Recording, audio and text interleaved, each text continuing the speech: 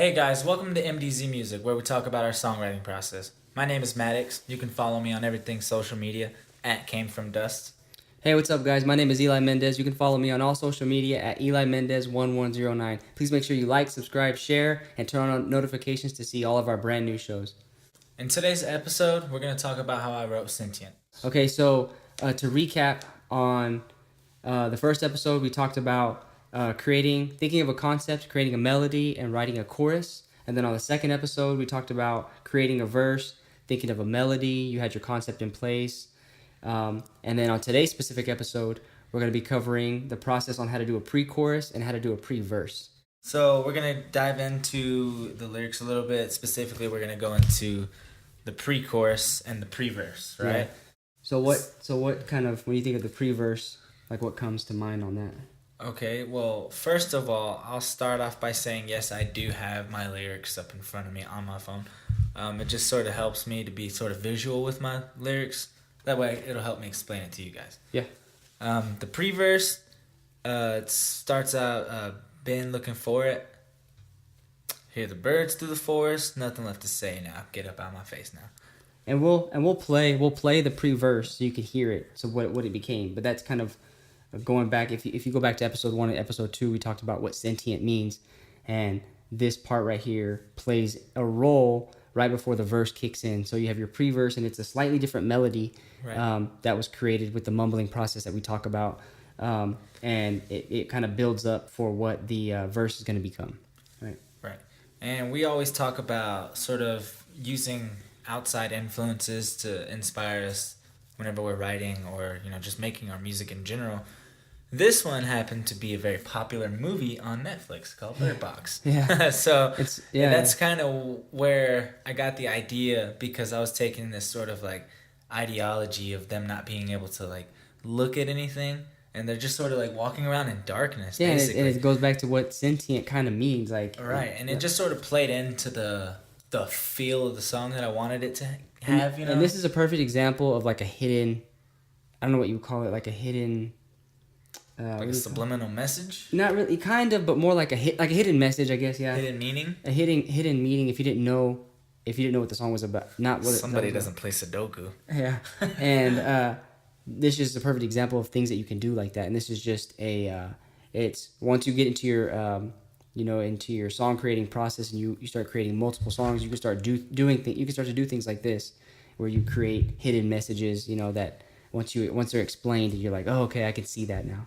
And that's what the pre-verse, the pre-chorus is similar to in that way too. There's little things in there that have to relate to sentient, what sentient means, but also what has to relate to other things, So. Right. And the words in the pre-verse were primarily inspired by a movie, but in reality, the words that I chose and basically how it inspired me to write about my own feeling, like kind of like how... Basically, kind of like the way I wanted the song to sound, Bird Box basically helped me write the song. Yeah.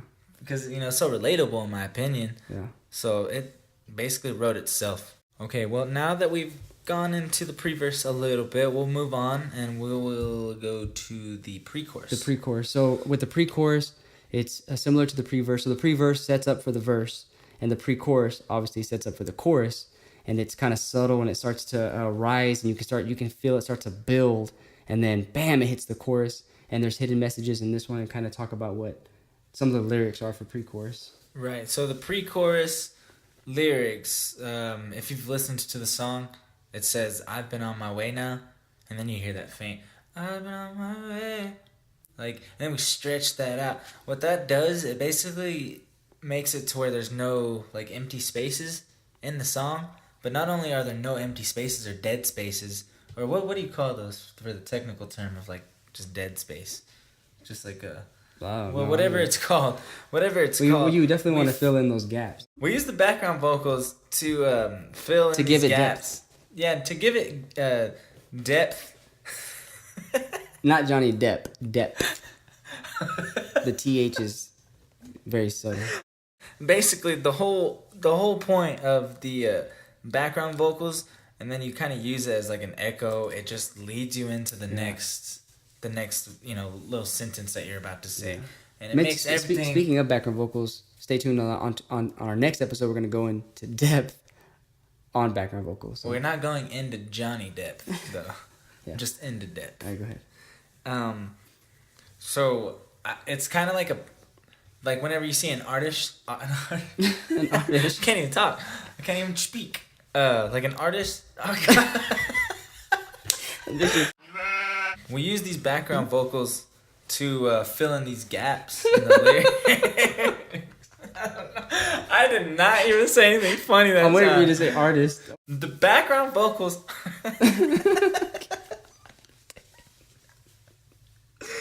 So the background vocals are like when an artist uses his paintbrush to blend in shades of different colors. That's exactly the analogy I would use. So the pre-chorus, like I said, is similar to the pre-verse. So what we're gonna do is we're gonna play the pre-verse, and then I'm gonna play the and show the lyrics, and I'm gonna play the pre-chorus and show the lyrics, and then we'll kind of go into a little bit more detail in terms of the melody process and how MATTIX created the melody for those parts. Check it out.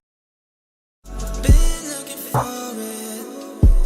Hear the birds through the forest. Nothing left to say now. Get up out my face now. I've been on my way now. I've been on my way. I've been on my way now. Nothing they can say.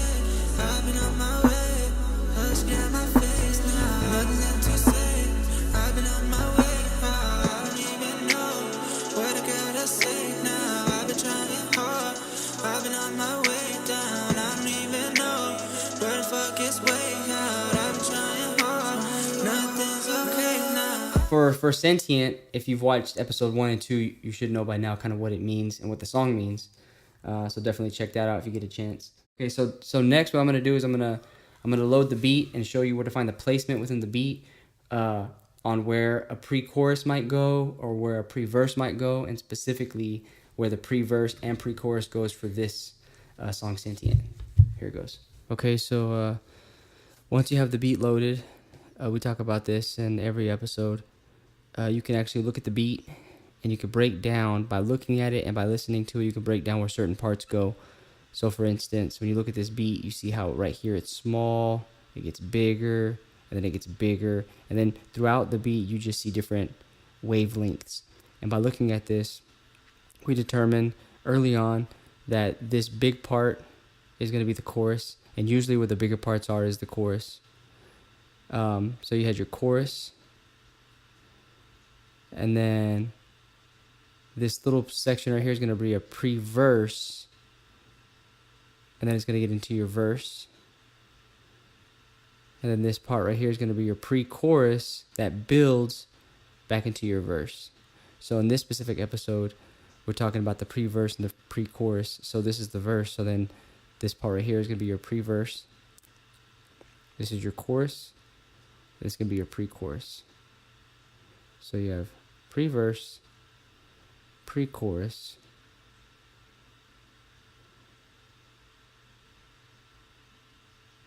pre-verse, pre-chorus. And that's how we were able to find the placements for the pre-verse and the pre-chorus within this beat for Sentient. Okay, so now you've found your placement, and now you're going to want to start your mumbling process. And this is where we do it on multiple takes. You've seen it done before, or maybe, so you have your melody for your chorus, you have your melody for your verses. It's going to be the same process. You're going to listen to it. You know where it goes, and you're going to mumble different takes to find that melody. And you might plug in some words that you've written down, or maybe you already have this whole song written out. Just start fitting those words into that. That's probably, I think, the key to the song would be the mumble process. Again, I wanted to talk about how all the techniques that we talk about is how we like to do things. There's no right or wrong way in terms of creating a song, creating a structure, creating choruses, verses, the mumbling process that we do. This is just a technique that I feel like works best for me, works best for him. We definitely like to do this specific process to create a whole song. So don't think that this is the only way to do things. This is just hopefully a way to help anybody who's trying to get into it, Right, a better and, way to. If someone says, "How do you write a song?" This is exactly what I do, and it does take a lot of work, a lot of time. It's not just something that just happens. You just work at it. You work at it. You work Exactly. at it. How do you come to having a structure in the first place? Yeah. You build it. So, the structure of our songs and our writing methods are that we've been doing this for a little while. And we always say, it comes with time and practice, and just like Eli said, Another thing you want to do is you want to make sure that you find your final sound. Find the sound that you're looking for. If there's an artist that's out there that you really like, try to maybe mimic some of the things that they're doing, and then kind of feed off of that, and then create your own sound. There's all types of different genres, obviously. Right. So. And that's a good point that you bring up is, you can use outside influences. I said it earlier in the episode. But a lot of people will be like, oh, you're just biting that person's style, or you're just copying, or you're just trying to be another this, or you're just trying to be another that. Well, in reality, everybody kind of takes their influence from somebody. Yeah, and it's not like. And two, if that's what you like and that's the music you want to put out, then just do it. Don't care what anybody else thinks. That's one of the biggest things is. But that's what, in my opinion, that's what makes somebody an individual, is because they take in all these different influences and they blend it. Yeah. And try to make their own sound. Yeah. That might be influenced by, Drake, or might be influenced by, like, The Weeknd or something. Yeah. So you could just take all these styles, blend them, and just see what you get. And the biggest thing is make it, do it because that's what you want to do, and try not to please everybody, but just make sure that that's what you want to do, basically. And then going back to songs in general, there's no such thing as the greatest song ever invented. We talk about this all the time. It's all opinionated, and just do it because you want to do it. And then you make sure you want to practice. How much practice? Practice. Practice. 2 times. Practice. and then of course, have fun doing it. So it's like you're not practicing because it's fun, right? Right. So one of the biggest things is practice, and then have fun practicing. Right. That's the whole process. Enjoy the process. It's a lot of work. Enjoy the process, and then just keep going after it. And then your writing abilities will get stronger. Your melody creating process will get better. Hey guys, thanks for watching MDZ Music. My name is MATTIX. Don't forget to like, subscribe, share, hit that notification bell so you don't miss any uploads. Yeah, make sure you follow us on all social media to hear any current music that we're working on. And then if you want to hear the full song for Sentient, the link is in the description below. So check that out. And then watch the lyrics, listen to the melodies, enjoy it, and we'll see y'all next time. Stumble through the forest, what it takes for